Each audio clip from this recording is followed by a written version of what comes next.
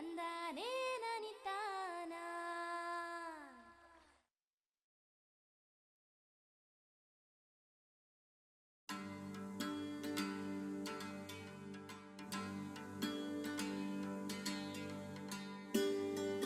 ನೈಸರ್ಗಿಕ ವಿಕೋಪ ಮತ್ತು ಸವಾಲುಗಳ ಮಧ್ಯೆಯೂ ಶ್ರಮಪಟ್ಟು ಕೃಷಿ ಕೈಗೊಳ್ಳುವ ರೈತ ಬಾಂಧವರಿಗೆ ಎಷ್ಟೋ ಸಾರಿ ಬೆಳೆ ಕೈಗೆ ಬರುವ ಸಮಯದಲ್ಲಿ ಬೆಲೆ ಕುಸಿತದ ಬಾಧೆ ಕಂಡುಬರುತ್ತದೆ. ಹಾಗಾಗಿ ರೈತರಿಗೆ ಪ್ರೋತ್ಸಾಹಿಸಲು, ಅವಶ್ಯಕ ದವಸ ಧಾನ್ಯಗಳನ್ನು ಬೆಳೆಯುವಂತೆ ಬೆಂಬಲಿಸಲು ಕೇಂದ್ರ ಸರ್ಕಾರ ಬೆಳೆಯ ಬಿತ್ತನೆಗೆ ಮೊದಲೇ ನಿಗದಿತ ಬೆಳೆಗೆ ನಿರ್ದಿಷ್ಟ ಬೆಂಬಲ ಬೆಲೆ ಘೋಷಿಸುತ್ತದೆ. ಬೆಲೆ ಕುಸಿತದ ಕುರಿತು ನಿಗಾವಹಿಸಲು ಜಿಲ್ಲಾ ಮಟ್ಟದಲ್ಲಿ ಒಂದು ಸಮಿತಿಯನ್ನು ಸರ್ಕಾರ ರಚಿಸಿರುವುದು ಗಮನಾರ್ಹ ಸಂಗತಿ.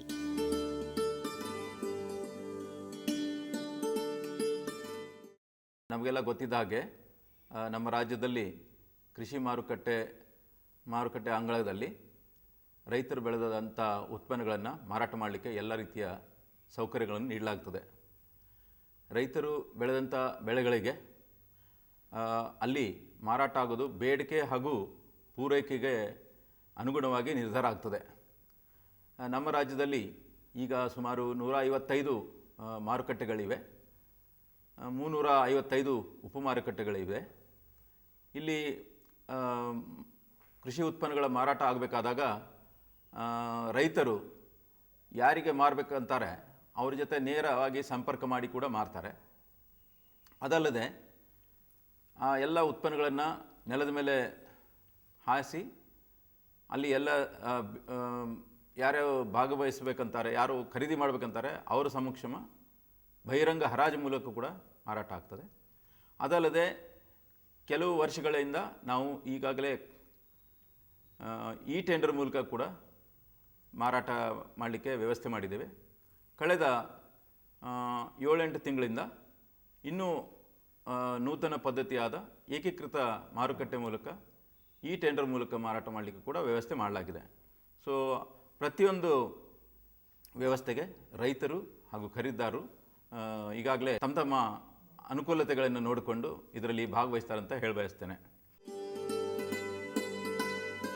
ಕೃಷಿ ಬೆಲೆ ಆಯೋಗ ಹಾಗೂ ಇತರ ವೈಜ್ಞಾನಿಕ ವ್ಯವಸ್ಥೆಗಳ ಮೂಲಕ ಸರ್ಕಾರ ಬೆಂಬಲ ಬೆಲೆ ನಿಗದಿಪಡಿಸುತ್ತದೆ. ಅಲ್ಲದೆ ರೈತರು ಬೆಳೆದ ಬೆಳೆಯನ್ನು ಬೆಂಬಲ ಬೆಲೆ ಯೋಜನೆಯಡಿ ಖರೀದಿಸುತ್ತದೆ. ಆದರೆ ಅದಕ್ಕೆ ಗುಣಮಟ್ಟ ಕಾಯ್ದುಕೊಳ್ಳಲು ಕೆಲವು ಷರತ್ತುಗಳನ್ನು ವಿಧಿಸಿರುತ್ತದೆ. ಕೆಲವು ಬಾರಿ ರೈತರು ಬೆಳೆದಂಥ ಉತ್ಪನ್ನಗಳಿಗೆ ಬೆಲೆ ಕುಸಿತ ಆದಾಗ ಕೇಂದ್ರ ಸರ್ಕಾರ ಮತ್ತು ರಾಜ್ಯ ಸರ್ಕಾರ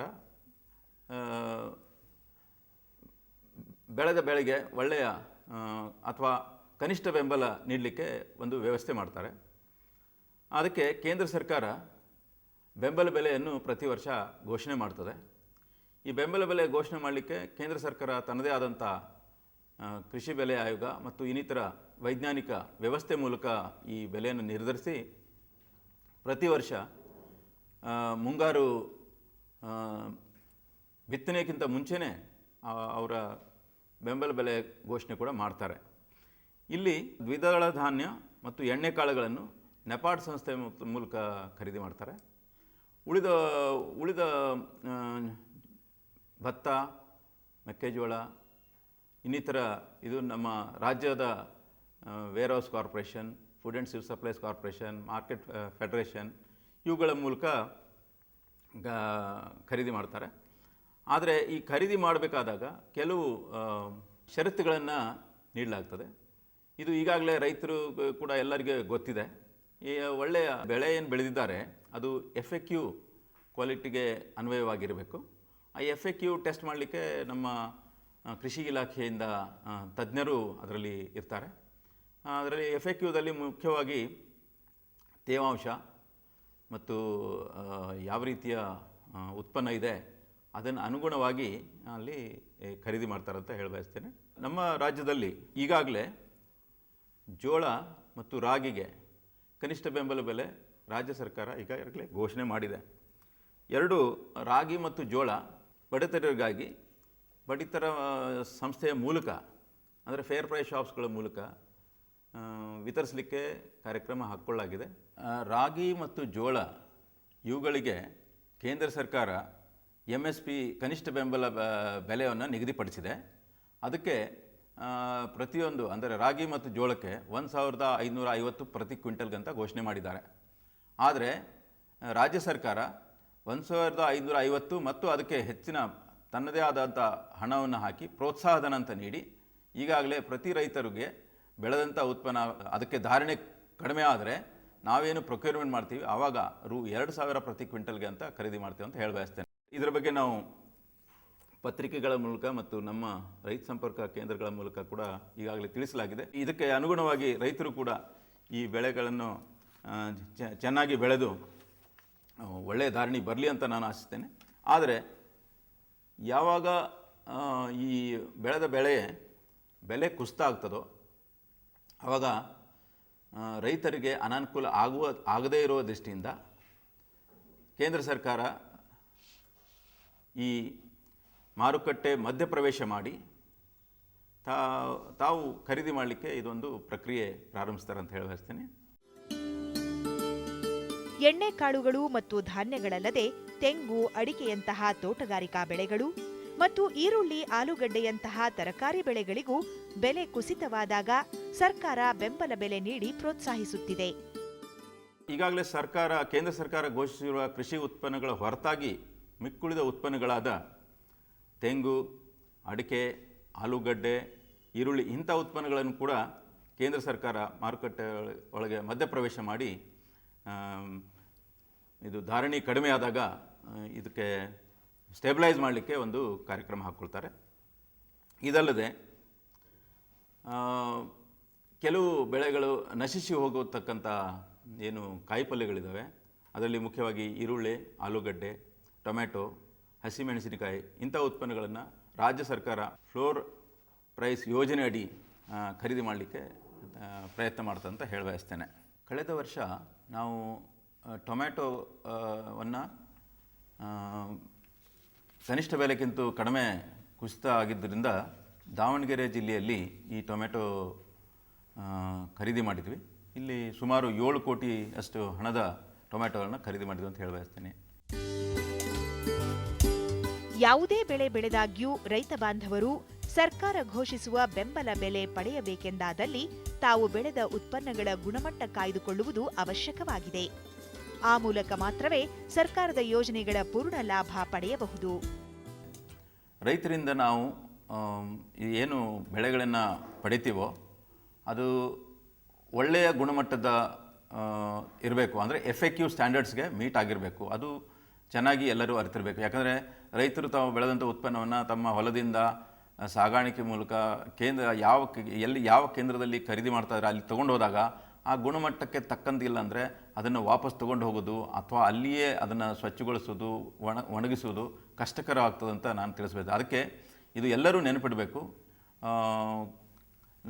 ನಾವು ಪಡಿತಕ್ಕಂಥ ಮಾಲ್ ಏನಿದೆ ಅದು FAQಗೆ ಗುಣಮಟ್ಟದ್ದಿರಬೇಕು. ಸಾಧ್ಯವಾದಷ್ಟು ರೈತರು ಅವುಗಳನ್ನು ಸ್ವಚ್ಛ ಮಾಡಿ ಚೆನ್ನಾಗಿ ಒಣಗಿಸಿ ಖರೀದಿ ಕೇಂದ್ರಕ್ಕೆ ತಂದರೆ ಅದು ಅಲ್ಲಿ ಇರ್ತಕ್ಕಂಥ ತಜ್ಞರು ಕೂಡ ಅದನ್ನು ಪರಿಶೀಲನೆ ಮಾಡಿ ಖರೀದಿ ಮಾಡ್ತಾರೆ. ಮತ್ತು ಇದು ಖರೀದಿ ಮಾಡತಕ್ಕಂಥ ಏನು ಉತ್ಪನ್ನ ಇದೆ ಕೇಂದ್ರ ಸರ್ಕಾರ ನಿಗದಿಪಡಿಸಿದಂಥ, ರಾಜ್ಯ ಸರ್ಕಾರ ನಿಗದಿಪಡಿಸಿದಂಥ ಪ್ರಮಾಣಕ್ಕೆ ಮಾತ್ರ ನಾವು ತೆಗೆದುಕೊಳ್ತಾ ಇದ್ದೀವಿ ಅಂತ ಹೇಳಿ ಬಯಸ್ತೇನೆ. ಇದಕ್ಕೆ ನಾವು ಒಂದು ಹೇಳಬೇಕಂದ್ರೆ ಕಳೆದ ವರ್ಷ ನಾವು ಸುಮಾರು ಅಂದರೆ 3 ಏಜೆನ್ಸಿಗಳ ಮೂಲಕ Karnataka state food and civil supplies corporation, Karnataka warehouse corporation ಮತ್ತು ಮಾರ್ಕೆಟ್ ಫೆಡರೇಷನ್ ಇವೆಲ್ಲರೂ ಸೇರಿ ನಾವು ಭತ್ತ, ಮೆಕ್ಕೆಜೋಳ ಮತ್ತು ತೂರ್ ಡೆವಲಪ್ಮೆಂಟ್ ಬೋರ್ಡ್ದಿಂದ ತೊಗರಿ ಮತ್ತು ಇನ್ನಿತರ ಏಜೆನ್ಸಿ KOF ಮೂಲಕ ಎಣ್ಣೆಕಾಳುಗಳನ್ನು ತೆಗೆದುಕೊಂಡಿದ್ದು ಸುಮಾರು 10,55,000 ಕ್ವಿಂಟಲ್ಗಷ್ಟು ನಾವು ಪ್ರೊಕ್ಯೂರ್ ಮಾಡಿದ್ದೀವಿ. ಇದಕ್ಕೆ ಆಗಿದ ವೆಚ್ಚ ಸುಮಾರು 1,800 ಕೋಟಿ. ಸೊ ಇದು ಎಂದೂ ಆಗದಂಥ ಪ್ರೊಕ್ಯೂರ್ಮೆಂಟನ್ನು ನಾವು ಕಳೆದ ವರ್ಷ ಮಾಡಿದ್ವಿ. ಇದರಿಂದ ಸುಮಾರು 1,64,000 ರೈತರಿಂದ ಈ ಉತ್ಪನ್ನಗಳನ್ನು ನಾವು ಪಡೆದಿದ್ದೀವಿ. ಅಂದರೆ ಈ ಯೋಜನೆಯ ಫಲ ಭಾಳಷ್ಟು ರೈತರಿಗೆ ಸಿಕ್ಕಿದೆ ಅಂತ ನಾನು ಪ್ರಯೋಜನಕರ ಆಗಿದೆ ಅಂತ ನಾನು ತಿಳಿಸ್ಬಯಸ್ತೇನೆ. ರೈತರಿಗೆ ಅನುಕೂಲ ಆಗಲಿ ಅಂತ ಹೇಳಿ ನಮ್ಮ ಅಗ್ರಿಕಲ್ಚರ್ ಮಾರ್ಕೆಟ್ ಕೃಷಿ ಮಾರುಕಟ್ಟೆ ಇಲಾಖೆಯಲ್ಲಿ ನಾವೇನು ಎಲ್ಲ APMCಗಳಲ್ಲಿ ಏನಿದು ಖರೀದಿ ಆಗ್ತದೆ ಅದ್ರ ಮೇಲೆ ಏನು ನಾವು ಮಾರ್ಕೆಟ್ ಫೀ ತೊಗೊಳ್ತೀವಿ ಅದರಿಂದ ಸ್ವಲ್ಪ ಕೆಲವು ಪಾಲನ್ನು ತಗೊಂಡು ಆವರ್ತ ನಿಧಿ ಅಂತ ನಾವು ರಚನೆ ಮಾಡಿದ್ದೀವಿ. ಆವರ್ತ ನಿಧಿಯಲ್ಲಿ ನಮಗೆ ಸುಮಾರು ಕಳೆದ ವರ್ಷ 700 ಕೋಟಿ ಮಾತ್ರ ಇದ್ದರೂ ಕೂಡ ನಾವು ಒಟ್ಟು ಕಳೆದ ವರ್ಷ ಪ್ರೊಕ್ಯೂರ್ಮೆಂಟ್ ಮಾಡಿದ್ದು 1800 ಕೋಟಿಯಷ್ಟನ್ನು ಮತ್ತೆ ಹೇಳಬೇಕಾದ್ರೆ, ಯಾಕಂದರೆ ನಾವು ಇನ್ನಿತರ ಬ್ಯಾಂಕ್ಗಳಿಂದ ಕೂಡ ಸಾಲ ತೆಗೆದುಕೊಂಡು ಈ ಯೋಜನೆಯನ್ನು ಮತ್ತು ರೈತರಿಗೆ ಅನುಕೂಲ ಮಾಡಲಿಕ್ಕೆ ಇದನ್ನು ಮಾಡಿದ್ದೀವಿ ಅಂತ ನಾನು ಹೇಳಬಯಸ್ತೇನೆ. ಇದಕ್ಕೆ ಮೂಲತಃ ಇಲ್ಲಿ ಬೇಕಾಗಂಥ ಮಾಹಿತಿ ಏನಿದೆ, ಯಾವಾಗ ಬೆಲೆ ಕುಸಿದಿದೆ, ಯಾವ ರೀತಿ ಬೆಳೆ ಇದೆ, ಇದರ ಬಗ್ಗೆ ಗಮನ ಹರಿಸಲಿಕ್ಕೆ ಜಿಲ್ಲಾ ಮಟ್ಟದಲ್ಲಿ ಜಿಲ್ಲಾ ಟಾಸ್ಕ್ ಫೋರ್ಸ್ ಕಮಿಟಿ ಇದೆ. ಆ ಜಿಲ್ಲಾ ಟಾಸ್ಕ್ ಫೋರ್ಸ್ ಕಮಿಟಿಯ ಅಧ್ಯಕ್ಷತೆಯನ್ನು ಆಯಾ ಜಿಲ್ಲೆಯ ಜಿಲ್ಲಾಧಿಕಾರಿಗಳು ವಹಿಸ್ತಾರೆ. ಅವರಲ್ಲಿ ಕೃಷಿ ಇಲಾಖೆ, ತೋಟಗಾರಿಕೆ ಇಲಾಖೆ ಮತ್ತು ಇನ್ನಿತರೆ APMC ಇನ್ನಿತರೆ ಇಲಾಖೆಗಳ ಅಧಿಕಾರಿಗಳು ಸೇರಿ ಬೆಲೆ ಪ್ರತಿಯೊಂದು ಉತ್ಪನ್ನದ ಬೆಲೆ ಮೇಲೆ ನಿಗಾ ಇಡ್ತಾರೆ. ಸೊ ಯಾವಾಗ ಕುಸಿತ ಆಗ್ತದೆ, ಕುಸಿತ ಆಗುವ ಸಂಭವ ಇದೆ ಅಥವಾ ಮಾರುಕಟ್ಟೆಗೆ ಬರ್ತಕ್ಕಂಥ ಅರೈವಲ್ಸ್ ಹೆಚ್ಚು ಕಡಿಮೆ ಆಗಿದೆ ಅಂದರೆ ಆ ಟಾಸ್ಕ್ ಫೋರ್ಸ್ ಸಮಿತಿಯಲ್ಲಿ ಸಭೆ ಮಾಡಿ ಅದಕ್ಕೆ ನಮಗೆ ವರದಿ ಕೊಡ್ತಾರೆ. ಈ ವರದಿಗಳ ಅನುಸಾರ ನಾವು ತಕ್ಷಣ ಕ್ಯಾಬಿನೆಟ್ ಸಬ್ ಕಮಿಟಿಗೆ ತೆಗೆದುಕೊಂಡು ಹೋಗಿ ಕ್ಯಾಬಿನೆಟ್ ಸಬ್ ಕಮಿಟಿ ಇದರ ಬಗ್ಗೆ ವಿಚಾರ ತಗೊಂಡು ಅವರಿಗೂ ಕೂಡ ಈಗಾಗಲೇ ತಮ್ಮದೇ ಆದಂಥ ರೀತಿಯಲ್ಲಿ ಮಾಹಿತಿ ಬಂದಿರ್ತದೆ. ಪ್ಲಸ್ ಕೃಷಿ ಮತ್ತು ತೋಟಗಾರಿಕೆ ಇಲಾಖೆ ನಮ್ಮಿಂದ ವರದಿ ಮತ್ತು ಮಾಹಿತಿ ನೀಡಿದರ ಮೇರೆಗೆ ತಕ್ಷಣ ಅವರು ಪ್ರೊಕ್ಯೂರ್ಮೆಂಟ್ ಮಾಡಬೇಕು, ಯಾವ ದರದಲ್ಲಿ ಮಾಡಬೇಕು, ಎಷ್ಟು ಕ್ವಾಂಟಿಟಿ ಮಾಡಬೇಕು ಅಂತ ನಿಗದಿ ಮಾಡ್ತಾರೆ. ಅದರ ಪ್ರಕಾರ ನಾವು ಈ ಬೆಂಬಲ ಬೆಲೆ ಯೋಜನೆ ಅಡಿಯಲ್ಲಿ ರೈತರು ಬೆಳೆದಂಥ ಉತ್ಪನ್ನಗಳಿಗೆ ಬೆಲೆ ಕುಸಿದಾಗ ನಾವು ಖರೀದಿ ಮಾಡ್ತೀವಿ ಅಂತ ಹೇಳಬಯಸ್ತೇನೆ.